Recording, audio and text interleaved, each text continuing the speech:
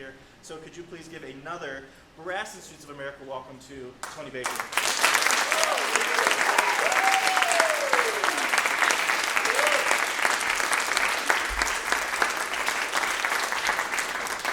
All right, well, it's an absolute pleasure to be here. Before I forget to say it, thank you so much to the Brass Institutes of America for having me here. You could have chosen any trombonist, but you chose me, so I'm happy to be here. I was going to play something off my iPad, but I let it die during the pianist rehearsal. So I'll try to play something from memory, because I like to start these master classes by playing something. You know, I can get some of the wrong notes out of the way so that the rest of you can feel a little more comfortable about things, all right? So I'm going to try to remember and play the first movement of the Telemann Flute Fantasy in A major. Let's see what happens. All right.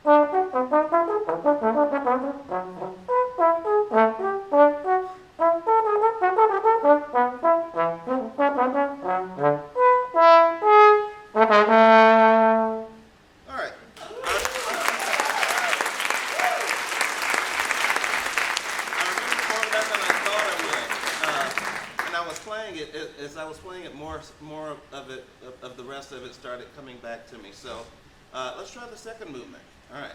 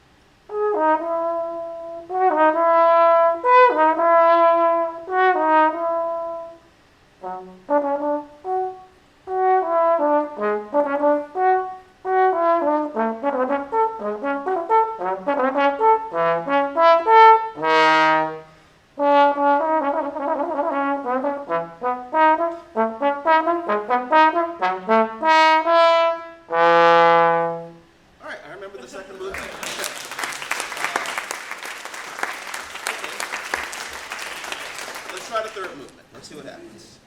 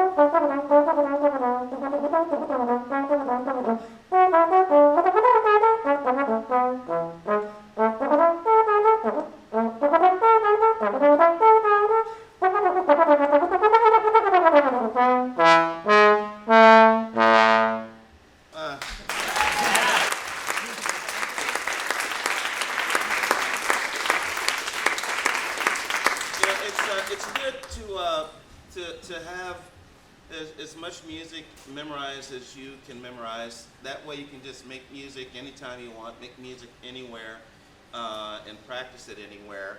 And if you don't have a stand, if you don't have your music, you can still get something accomplished because the music lives here, which is where we want the music to live, right here, all right? So we have a quartet that's wanting to play, right? Yep. All right, what are y'all gonna play? We're going to be playing a piece I wrote called Three Concepts, and it's the third movement. Okay. Heroism. Then let me get out of your way, because I want to hear this. So a piece you wrote, I don't know this piece at all, so I'm going to be going purely off of what I hear right this second. All right. Do you have a score by chance? I could give you my phone. Okay, no. I'm too old to read off the phone anymore. So. All right, let's see what you got.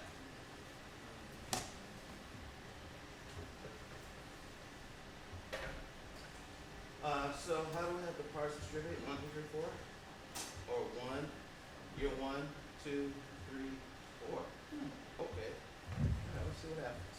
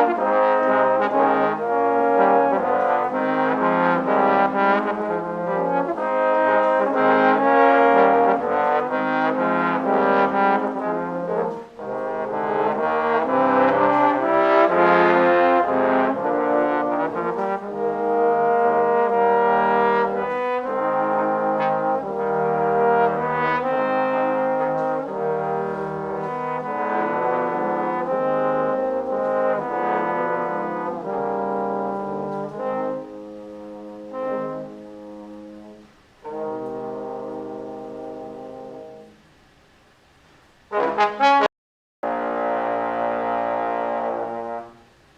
are you playing it up there? Because it slowed down in fifth and sixth position, so it was something about the fifth and sixth. Okay. So, she's playing that B flat and vowel flat 3. And so we have another issue that I didn't even notice. We not only have, the pitch issue that we need to solve with the ensemble, but there's a, Okay. We also have a timbre issue. That B flat is just not going to be as resonant as you want it to be. Now, it's possible to play it well, but if you're going to play it there, you're going to have to go ahead and put a little bit more air into it. Can I hear those two voices again? And now, are you tuning up or are you tuning down? I'm trying to. You're trying to listen to him? Yeah. All right, and you're trying to lay it down so she can. Okay, let's hear that. Can I hear it? Now we're getting somewhere. All right. Now let's add that middle B flat. Okay.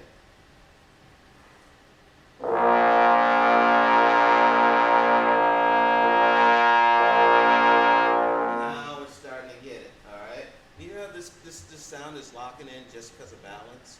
All right. You have an F. Yes, but I'll play on 6 because I have God. a 6.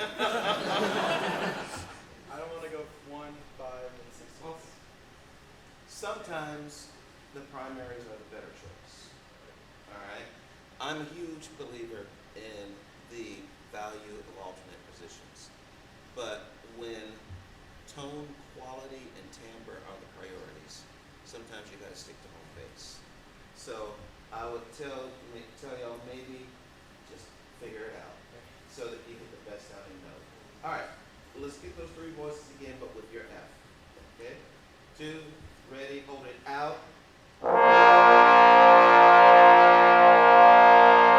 Now we're getting somewhere. Are you pulling that F up just a tiny bit? I'm going out just a bit. Oh, okay. Yeah, you should be coming up just a little bit. Okay, good. And let's get more of your voice this time. 2, ready, and. All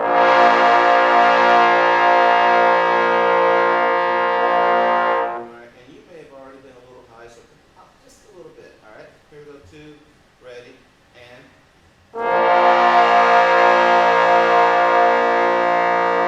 Let me hear that first sound fortissimo again. All right, the short 2 and 3 and 4. One more time, louder. 2, 3, 4. All right, now we're getting somewhere, aren't we? All right. Now let me hear the first bar with the dynamic change with that sound. Go ahead. All right, you have an idea of what I'm asking for, right? There just needs to be a lot more dynamic range in what you're doing, all right? Because that's what makes trombone chamber music truly exciting. It's not, just the loud playing, but the dynamic playing, all right? Work on pitch, work on balance, and I think y'all are doing a lot of things really right already. It's been really wonderful to hear you. Super good piece. Really love it. All right, give him a hand.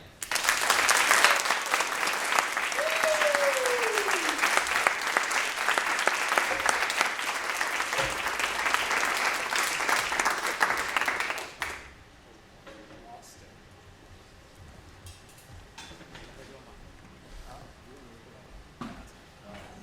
Alright, how you doing?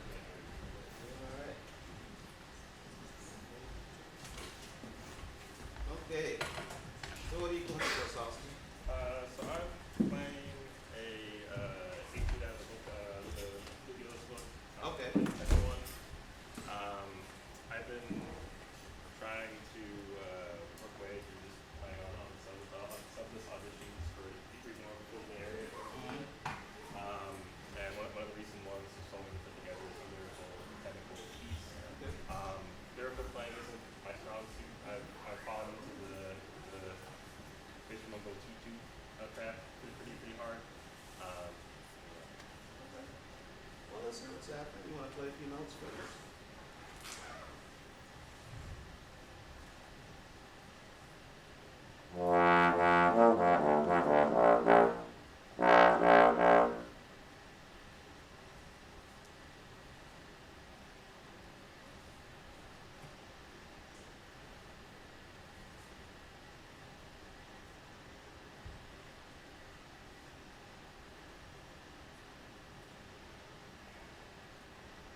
Mm-hmm.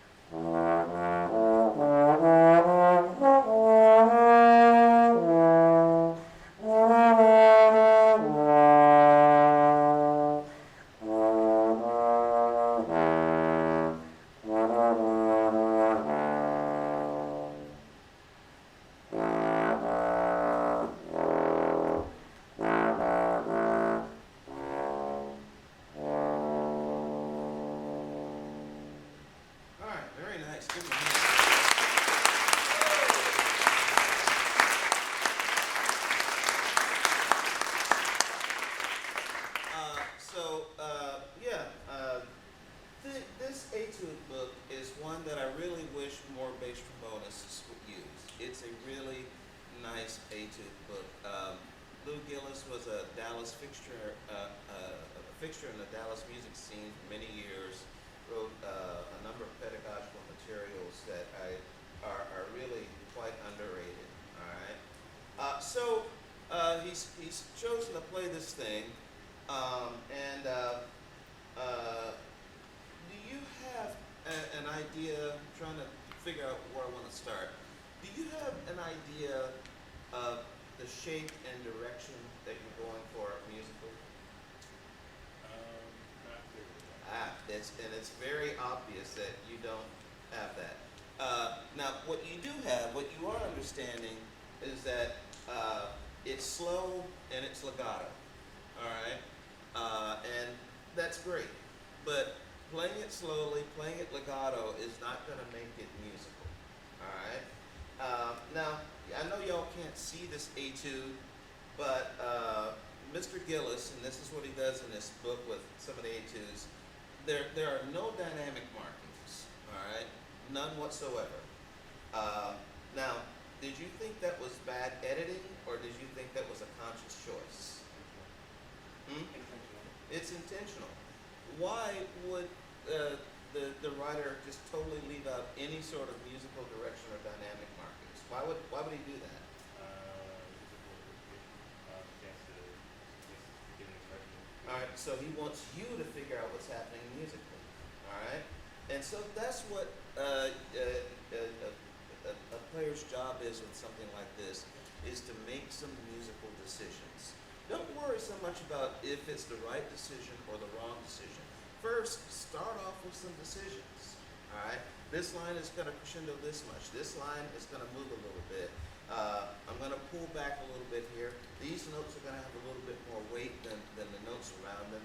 You get what I'm saying? All right. And so that's the first thing that I would tell you needs to happen, is that you need to make a lot more musical decisions than you made. All right. And with an etude like this one, is particularly important because it's kind of repetitive, isn't it? All right. And so there's nothing you can do about the repetitiveness. It is what it is. But you can make it so that every time we hear a figure, you're not playing it exactly the same way you played it before. All right. So you want to think of each figure as being a different part of the musical sentence that you're trying to communicate. All right. So the first part of this is, all right. It's like, okay, hey, listen. Now you got our attention.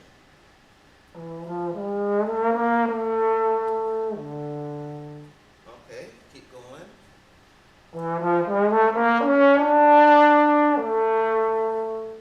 Oh, all right, interesting.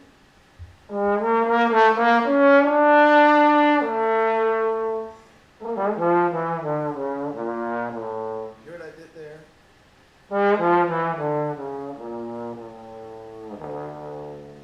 Alright? And all I did was I just played with a little bit of shape and direction. Alright? So I kind of decided on an overall shape of building dynamically and pushing a little bit. Alright? And generally, if you're building something dynamically, a little bit of push in terms of pacing is probably going to be a good idea too. And if you are tapering dynamically, then a little bit of relaxing of the pacing is going to be a good idea. But you don't have to always do that, but it's a good place to start. Another good place to start is if the line is ascending, crescendo. If the line is descending, decrescendo. Is it simplistic? Yes, it is. But again, it's a good place to start. Am I making sense? All right. And so that's the first thing, the musical part of it. The second part of it, would you do me a favor? Start at the beginning, and I just want you to glisten for me. Do you do much glistening in your practice? Good. Let's hear you do it.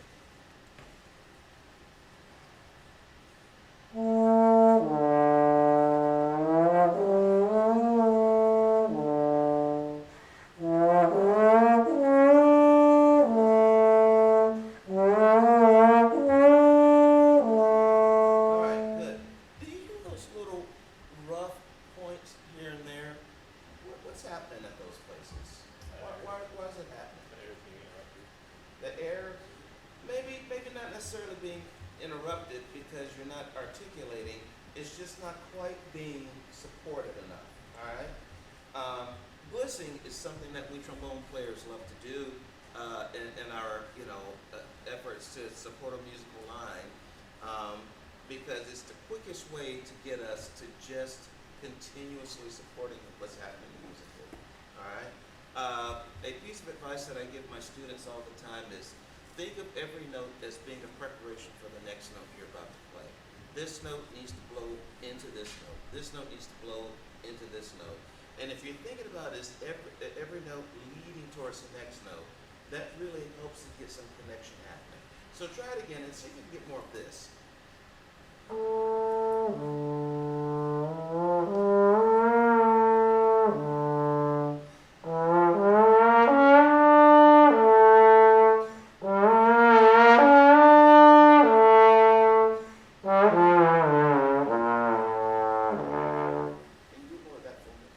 And yes, the shaping was intentional. All right? Even more. Blow through the C sharp. No, that happens every single time. All right? You are not blowing into the C sharp the way you need to. Do it coming out of the first line. As a matter of fact, aim for the D. Not the C sharp, but aim for the D. Let's see what happens. No. No.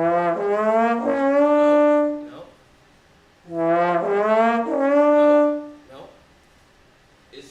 I'm handing it to you on a silver platter. It's an air support issue. All right? So press the accelerator down just a little bit more to get us over that hill. Go ahead. No. Can you just play for me? No.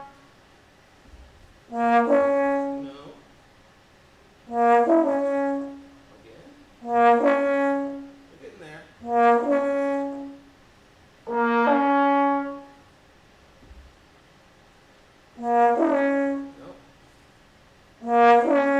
So this is probably not something that's going to get fixed right this second, but there's a part of you that for whatever reason is hesitant to just blow into that C sharp. All right?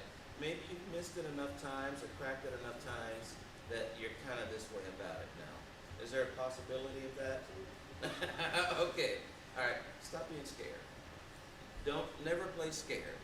All right? Sure, be careful, but don't play scared. Because if you play scared, it's going to sound scared. And right now you sound scared to just blow right into that C sharp. All right? So I would recommend for you a lot more glisten. And I would recommend for you just a lot more musical decision. All right?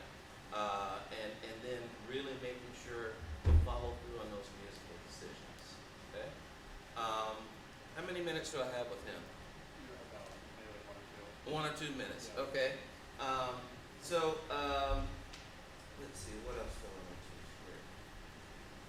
Yeah, it's all mostly the same thing. How about this? Can we do some back and forth, like repeat after me, like every 4 bars? Yeah, I'll start off. And your job is simple. I want you to make as much music as you hear me make. In fact, make more music.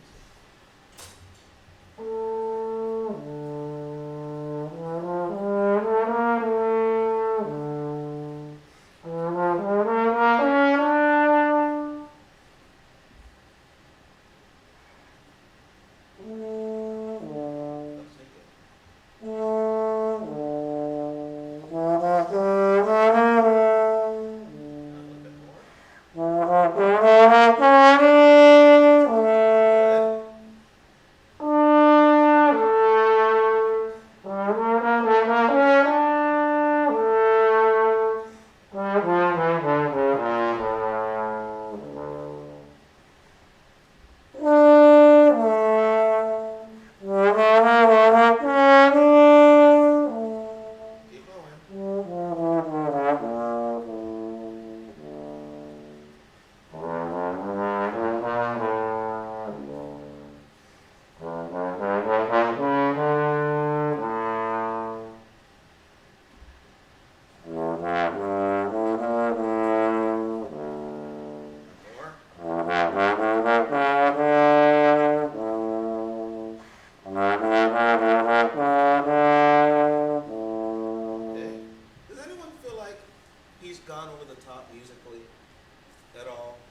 Does anyone feel like he's got more room to be expressive?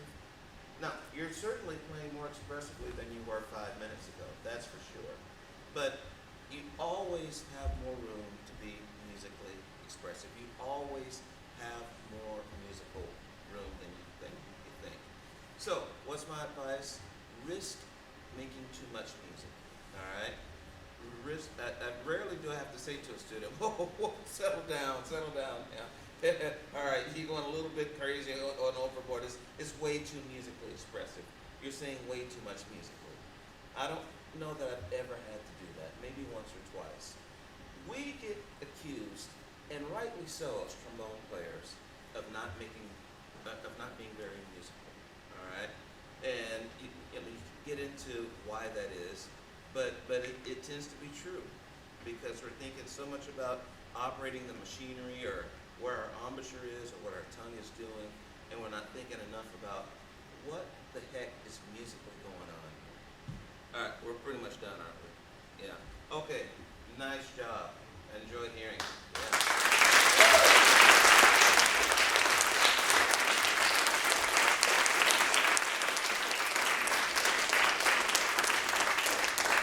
All right, so we have another person? We could, or we could do 4 in the next class. Oh, okay. All right. Did I end early? Or? We could go 2 more minutes or whatnot. Okay, well, you know what? How about this? Because I think I talked with Buddy about what we wanted to do. So, are there any questions about anything that I could answer?